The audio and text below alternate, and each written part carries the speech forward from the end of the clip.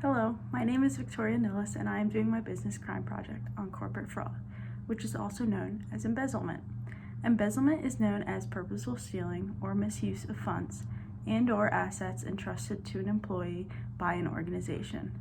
Meaning, in simple terms, that someone who works for a company takes money in either small amounts over a long period of time or large amounts all at once. This can be done in many ways depending on what the company is.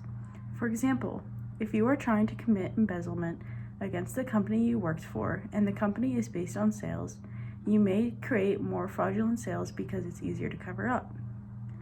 Another form could be payroll fraud, which is just creating fake payroll accounts that funnel into your account. This allows for several salary checks to be cashed. Basically, all embezzlement is some form of moving funds from one account to another. This crime has a very specific pool of people that can accomplish it. The criminal needs to be someone with access to their company's money and ability to handle it without questions being asked. These funds that are transferred can be covered up by fake receipts. There are very important distinctions that make embezzlement embezzlement. The defendant must know that they are doing something wrong, and they must know that the money is not rightfully theirs. The defendant must also be someone trusted to work with the money of the company, because like I said earlier, if they're simply just stealing from the company, it is larceny. Punishments for embezzlement can vary depending on how much was taken. Depending on how severe the embezzlement is, determines how long the jail time and/or probation they will receive. The highest form is felony embezzlement, which is when over $2,500 is stolen. This can result in a jail time of 1 to 50 years. A misdemeanor embezzlement is when under $2,500 is stolen. Restitution is also expected to be paid. The defendant must pay back their debt to the victim, which can even include interest sometimes. One of the more recent and popular cases was the embezzlement of Dane Cook, the comedian. His half-brother, Daryl McCauley, who was his manager, embezzled money for him for years. Daryl's wife, Erica, was also included in the crime. He admitted to 27 counts of larceny and 3 counts of forgery and embezzlement. Daryl was sentenced to 5 to 6 years in prison and his wife 2 to 3 years.